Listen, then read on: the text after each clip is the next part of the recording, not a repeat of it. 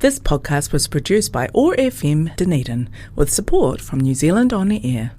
In this episode of Rewilding in Action, my guest takes me on a botanical journey of her north-facing gully that's naturally regenerating. We talk about Kanika, the use of a grass-specific herbicide on dense grass, and her rewilding streams.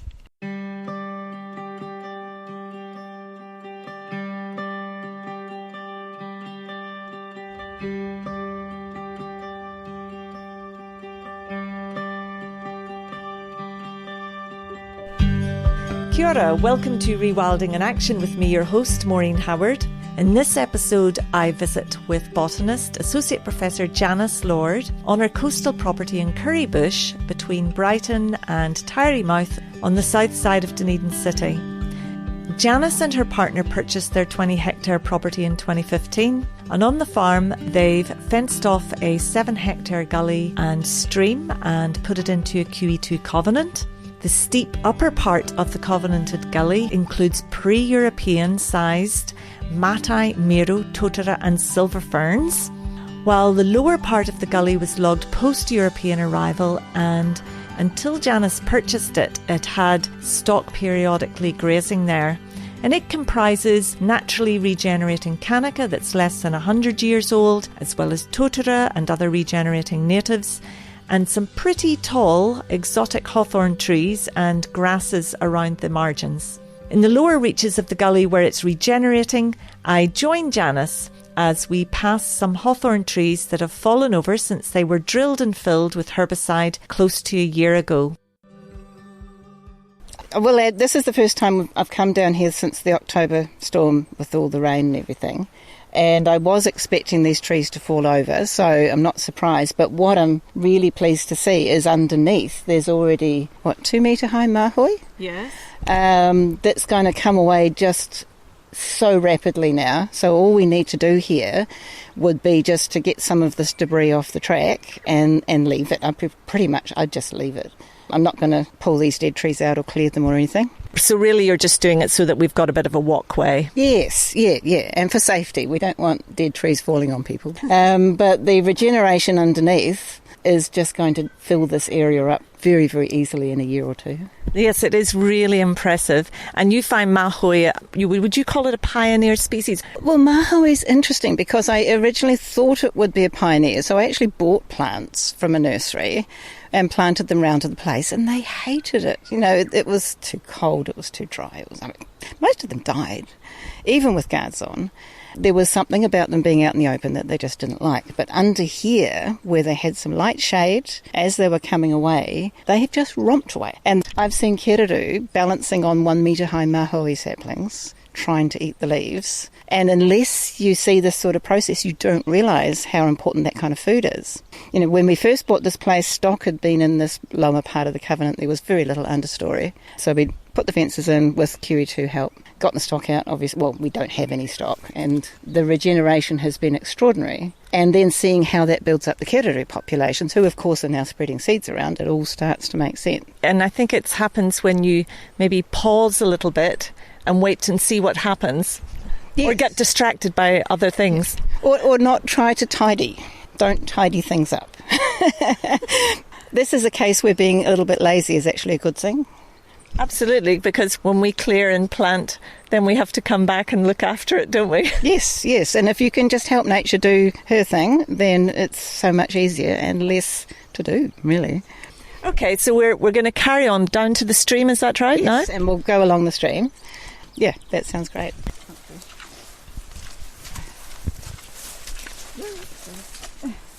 So we've come a little bit further down. Things have we got coming up here? Well, this is an area closer to the stream where we're underneath a reasonable sized totara. We've got lots of kutukutuku, tree fuchsia, but there are still patches where there's a bit of light, and in these patches I just go around with a grass-specific herbicide.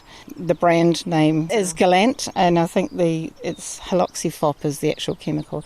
And just knock back grass in areas where there's going to be seeds falling to the ground. It doesn't kill everything, and it's grass-specific, but it does mean it just opens up spaces for seedlings. And did you say you do it slightly beyond the drip line of the trees. Yeah, so around the outside of the covenant, I'll just do it just a little bit beyond the drip line of the trees because that's where most seed tends to fall close to the parents. But down in the covenant where there are little pockets of grass, just knocking back the grass in those areas, they actually quickly fill in by themselves. And we can see some of those areas as we walk along. And so perhaps this is an option. Well, although we do have Kanika here, which can grow through the grass, can't it? But it's an option perhaps for places where not many natives can actually establish themselves through grass, can they? Well, it depends on the type of grass. So big, dense mats of cocksfoot are very difficult for anything to get through. Even Kanika. Well, I find Kanika is actually one of the less robust species. I've had a lot more success with Lophomertus obcordata, actually. It's incredibly tough. And a few other species. Pseudopanixes are really tough when it comes to coming through grass. Kanika can get flattened, but often it's the bird dispersed species. So in this area here, we've got, there is actually a pittosporum I planted, but we've got Pseudopanixes. So we're looking at a little sunny spot here. So it's a little area of grass that probably, I think, developed because the previous owner sprayed tordon on patches of gorse, which kills everything. But all I've done is knock back the grass probably a couple of years ago, and there's seedlings popping up by themselves, which is, just bird dispersed things coming up. Not so much the Kanika. I find Kanika comes up in bare areas where, they've come up where the horses, we've got 3 horses that are on grass control, where the horses have made a bit of a divot with their hooves. I've seen little totora and Kanika come up in those spaces. There's an area on the other side where Kanika have started coming up in a relatively open area of the pasture. Not so much in the dense grasses. So in these dense grasses, that needs to be knocked back a wee bit more. Because Kanika, the seeds are wind-blown, and they're not coming with an encapsulation of bird poop around them. And if the grass is long, they're just probably not reaching the ground, are they? Yeah, and also, as being such a small seed, there's very little reserves to get the seedling growing at the start. And so if that seedling, as you say, isn't contacting the soil and hasn't got access to light, it won't have enough energy to push its way through. Whereas bigger things like Pseudopanix or Coprosmas, there's more reserves in the seed, so the seedling itself is stronger. Yes. But alternatively, the Kanika seems to do well on paddock land. Yes. Where the grass is short and it can establish. It's disturbance adapted. That's exactly what it is. With the vast amounts of wind dispersed seed, it's disturbance adapted, very definitely, and can cope with high light. Yeah. Okay, let's head down to the stream.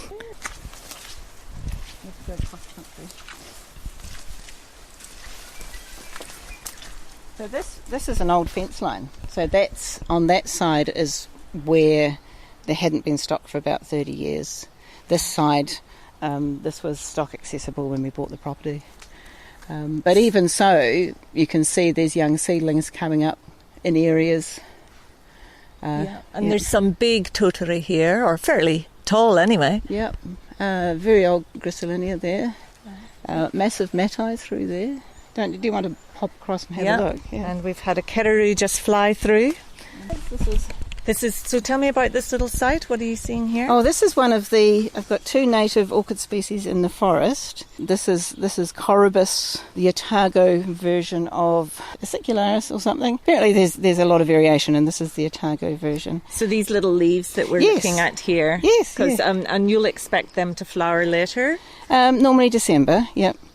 So I'm going to have to tiptoe through, Janice. You've made me nervous.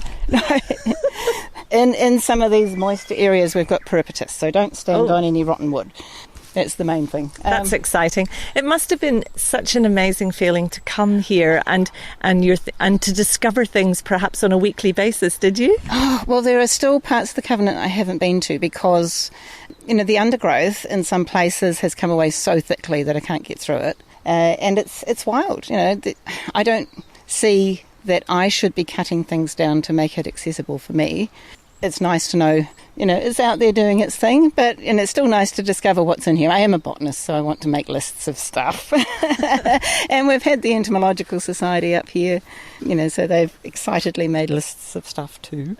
But that's great because it also gives you baselines as well, doesn't it? Yeah. Well, before I started listing what was here, there was really nothing known about the distribution of so many species between Dunedin and Taurumouth.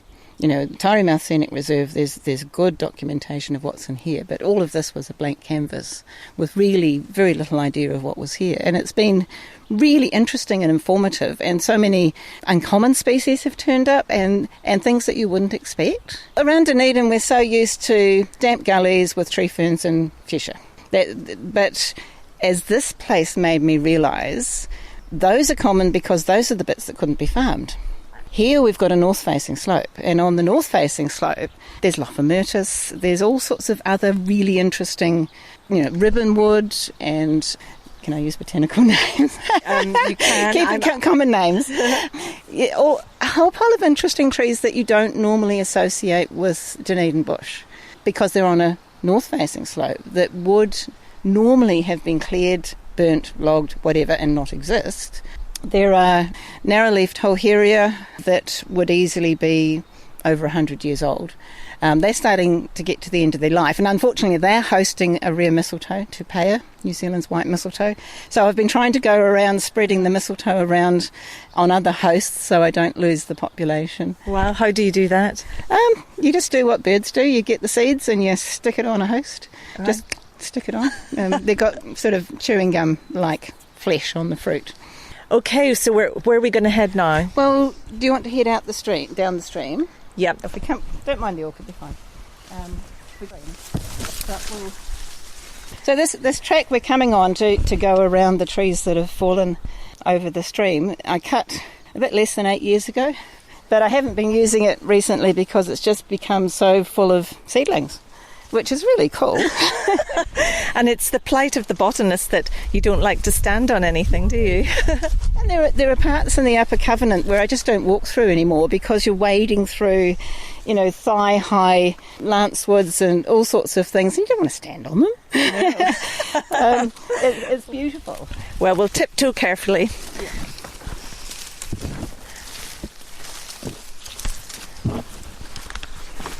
Oh yes, so now we're on the other side of the stream. We were just. Oh, this is Totara above us here, looking quite large. That's exciting. Further up in the Covenant, there's a lot of big matai and miro. One rimu, but I also know there's more rimu higher up in little pockets on other people's land. Yeah, I was going to ask Janice, so you've got your, fairly extensive area. What are the other closest by properties near, how far does a bird have to fly? Well, in the gullies going from the coastal hills up towards the plantation forestry that you can see from the Waihola side, there are still stands of old podocarps. Very few of them protect. I think there's some QE2 covenants further closer to Brighton. Down this end, nothing until you get to Taurumouth. So there are bird populations up in those gullies. At Taurumouth? Well, at Taurumouth, yes. At the back, behind us on our neighbour's property, there are still big old trees up there, but it's full of possums and gorse, and I really don't know what the bird population is up there. So, Janice, do you trap here at all? Yes, we do. We particularly are targeting possums. So we've put in auto traps, those automatic traps, which are fantastic because you can actually put them in some deep into the forest and you don't have to go and visit them very often. I love the old Tim's traps, of course. They're great. We've tried trapinators. Right. Less successful. We put Victor's rat traps in those boxes, the wooden boxes, put them round the place and did catch a lot of rats, but then the clever little wax eyes started to learn that they could get the bait off the rat traps, and I caught a few of those, so I've stopped doing that now. Yes, and I think during October, November, December, when they're building their nests, this is the time when we have to be most careful. Yeah. But certainly the possum trapping, and we're managing to keep the population at pretty low levels. And I have noticed a difference. I'm not seeing nearly as much sign, or hardly any sign actually. And they might have targeted quite a lot of your little seedlings otherwise, mightn't they? Oh yeah, and miro fruit, and they eat birds' eggs as well and things like that. So yeah, generally keeping them down is good. It's all part of rewilding in New Zealand. is doing predator control. Yeah. Well, that's the thing, and the idea of rewilding overseas is introducing predators or big herbivores that will balance systems out. And here it's different in that we have to take away introduced predators or herbivores in order to allow the native ecosystems to have a bit of a chance. So it is a different concept. I think the concept is the same. I think the practice is different, but we're still trying to restore those ecosystem processes, aren't we? Yes. And allowing nature to have a lot more agency in the direction in which it proceeds. Yeah. Well, certainly when it comes to the plants, I can see clear evidence that once you tip the balance in favour of a shaded forest situation, that makes it quite resistant to invasion from plants. It doesn't solve the invasive animal problem, but it certainly, native plants can hold their own if you give them the environment they do best in. Oh, there we go. We can drop down here. Yeah, but look at all this debris that's... So now we're just right down beside the stream, and I guess down here it's flowing a little bit more slowly. It's a little bit broader. But the exciting thing is that the floods brought down gravel, which I'm very excited about. Where do you think the gravel came from? I think it's just been scoured out from higher up somewhere. Because one of the problems was, obviously when we bought the property, it was a working farm. Both streams had been dammed, and when you dam a stream, of course, it silts up. And there was a huge amount of silt just blocking the stream all the way up. And so we took out the culverts, I tried to rewild the dams. It's nicely meandering. It's nice now, but having a gravel base suddenly means it's going to be suitable for Kilra. And we've got glaxids in here anyway, but it just makes it so much better for stream invertebrates, for other stream animals. So I'm quite excited to see what that big rain event has done, because I would like to just leave it and let the stream find its natural course. I'm not going to try and tidy it up. Has the stream changed its direction, or did it have this nice curve to it? Well, it developed this nice curve once we removed some barriers further up. There was a fence up there was a crossing and a culvert that we took out, and then the stream formed this nice curve. And that's actually been retained in the flood, and you can see that the flooding, people on the radio can't see, but debris has come up probably at least a half a metre above the stream height and flowed out several metres either side, but it hasn't eroded the stream banks. These areas of tree fuchsia here that are just in front of us, that is on this little floodplain, I had shoved in and they just sprouted by themselves. Very easy, just break bits off and shove it in. That's actually held it together, but also there's all this nice gravel substrate that's been deposited here now too. So I'm really interested to see what will happen next here. It is exciting, isn't it? It is, yeah. So you have several academic colleagues come and visit you up here, do they, Janice? Oh, it's become a good spot for student projects, that's for sure. And because I've just been trying to document everything that I find. Which benefits you as well as the property, because you've got all of these experts coming and bringing in their students and doing projects. It's like a mini Biblets, or sort of ongoing Biblets, which is super cool. And new things pop up all the time.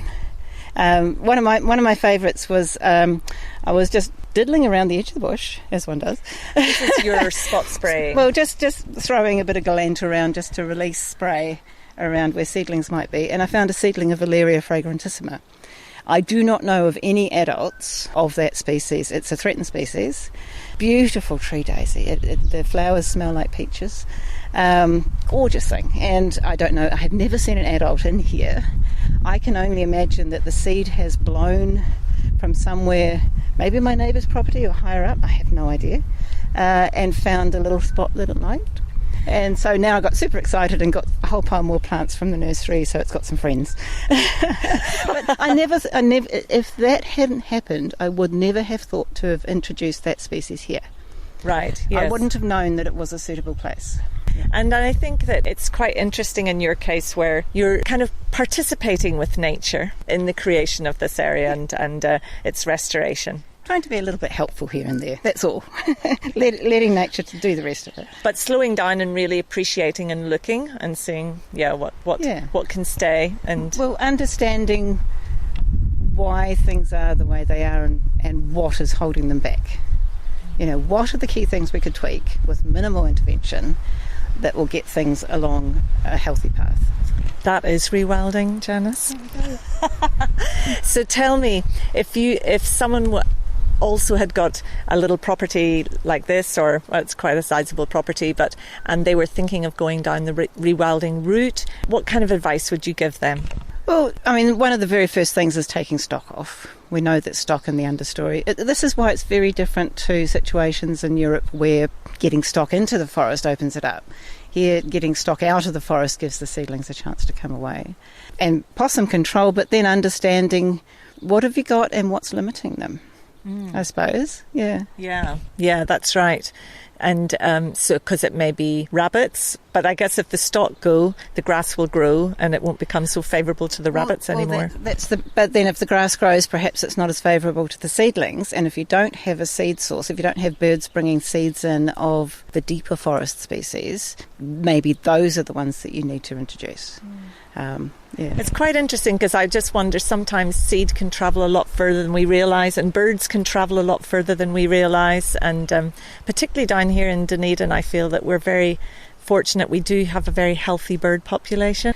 So actually, just let's stop here a second. Janice, we've come a little bit lower down in the creek, and it's really gouged out quite a nice stream with some rock base to it, and so it's a benefit of actually having a very occasional flood. Oh, absolutely, because so many sections of this stream, particularly at the lower end, were choked up with overgrown grass and watercress, which I love, but has its place. By increasing the shade and also that little bit of grass control, and now the flood has just cleaned it all out. We've got these beautiful rock faces in the stream, which is fantastic.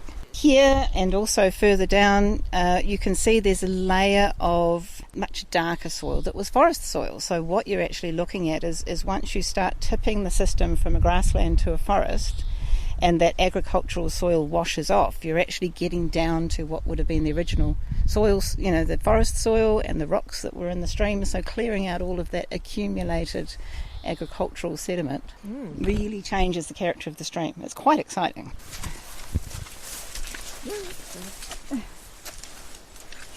So we're now close to the bottom of the stream, and you've done a little bit of spraying here. Spraying with the grass-specific herbicide. You can see coprosmas coming away here and there. One thing that's super surprising is what comes up in the undergrowth when you let it. And so I've got native senecio coming up everywhere. So has that got a common name? Fireweed, maybe? I think some of them are called fireweed. They are favourite host plants of the magpie moth, with the woolly bear caterpillars. Yeah. I've got huge amounts of those, which is so exciting. And they just came up simply because the grass got knocked back a wee bit, the stock got taken off, and there were just some disturbed areas, and they're just popping up all over the place. And have you had any shining cuckoo yet? Yes.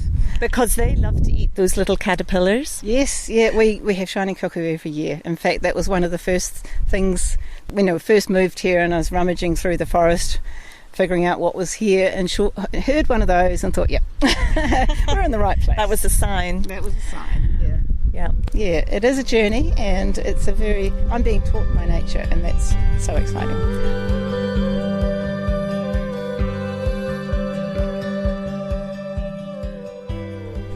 So many thanks to Janice for sharing her time and her knowledge and her precious property with me. And apologies for the sound quality at times. It was a pretty windy day. It was a real treat to be with Janice to share the excitement about the regravelling of the stream bed that will hopefully provide habitat for the return of freshwater crayfish. To reflect a little bit on this episode, many of us don't think about herbicides and rewilding as natural bedfellows, but the benefits of using a grass-specific herbicide like caloxifop to help kickstart natural forest regeneration processes show that this is a really interesting approach. It's a lesson that with different paths to rewilding and different initial conditions at each site, we're likely to get quite different species communities developing to add to our biodiversity. So thank you for listening to Rewilding in Action. I'm Maureen Howard, and in the next episode I'll be in the ORFM studio calling in my guest, physical geographer Professor Gary Brierley from the University of Auckland, to chat about the thinking behind stream and river rewilding. And if you've enjoyed this episode of Rewilding in Action, I'd be very grateful if you could hit follow. It's the best way to help the podcast get heard by others, so thank you. Until next time, I will leave you to the sounds of the stream in the lower reaches of the property of my guest, Rewilder Associate Professor Janice Lord, who is letting nature take the lead.